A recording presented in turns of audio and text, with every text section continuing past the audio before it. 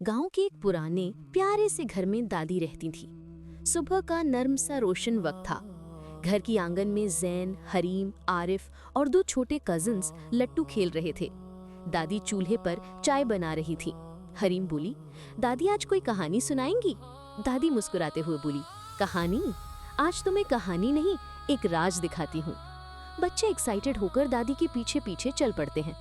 दादी अपने कमरे के कोने से एक पुराना लकड़ी का संदूक उठाती हैं। संदूक पर पुरानी धूल जमा होती है। दादी हाथ से साफ करती हैं और धीरे से संदूक खोलती हैं।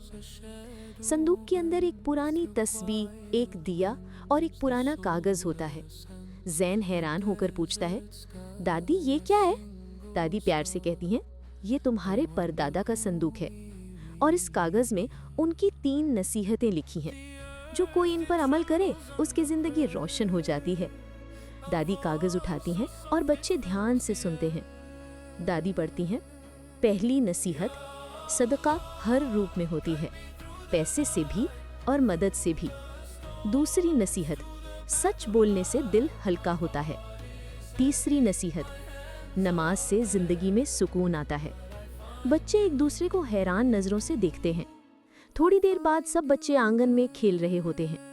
अचानक आरिफ गिरकर रो पड़ता है। उसके हाथ पर मिट्टी लग जाती है। हरीम तुरंत उसकी तरफ दौड़कर कहती है, आरिफ रोने की जरूरत नहीं, चलो मैं तुम्हारा हाथ साफ करती हूँ। दादी दूर से देखकर मुस्कुराती हैं और कहती हैं, बहुत खूब बेटा, किसी की मदद करना भी सदका होता है। थोड़ी देर बाद जैन किचन में दूध का ग्लास उठाता है और गलती से एक प्याली टूट जाती है। जैन घबरा जाता है। छोटे कजिन्स उसे देख रहे होते हैं। दादी आवाज सुनकर आती हैं और पूछती हैं, ये आवाज कैसी थी? जैन सांस लेकर हिम्मत जुटाकर कहता है, दादी प्याली मेरे हाथ से टूट गई, माफ कर दीजिए। दादी जैन का हाथ पकड़कर प्यार से कहती हैं, शाबाश बेटा, सच बोलना बहादुर बच्चों का काम होता है। अल्लाह सच बोलने वालों से खुश होता है। जैन हल्का महसूस करता हुआ कहता है, दादी सच बोलकर मुझे अच्छा लग रहा है। शाम होती है। मस्जिद से आज़ान की आवाज़ गूंजती है। हरीम तुरंत कहती है, चलो सब दादी की तीसरी नसीहत पूरी करते हैं।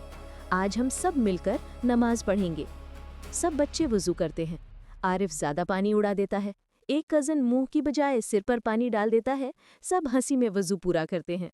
फिर सब मिलकर दादी के साथ नमाज अदा करते हैं। घर में सुकून भर जाता है। नमाज खत्म होते ही संदूक खुद ब खुद हल्का सा चमकने लगता है।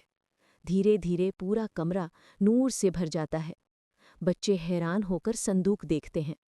हरीम कहती है, दादी संदूक तो चमक रहा है। जैन बोलता है, क्या संदूक में कोई जादू है? दादी मुस्कुराकर कहती हैं, नूर संदूक का नहीं बेटा, तुम्हारे नेक कामों का है। जब बच्चे सदका करते हैं, सच बोलते हैं और नमाज पढ़ते हैं तो उनकी जिंदगी और उनका घर दोनों रोशन हो जाता है। बच्चे खुशी से चमकते हुए संदूक को बंद कर देते हैं, जैसे अब ये उनकी जिम्मेदारी हो। रात का आसमान चमक रहा होता है।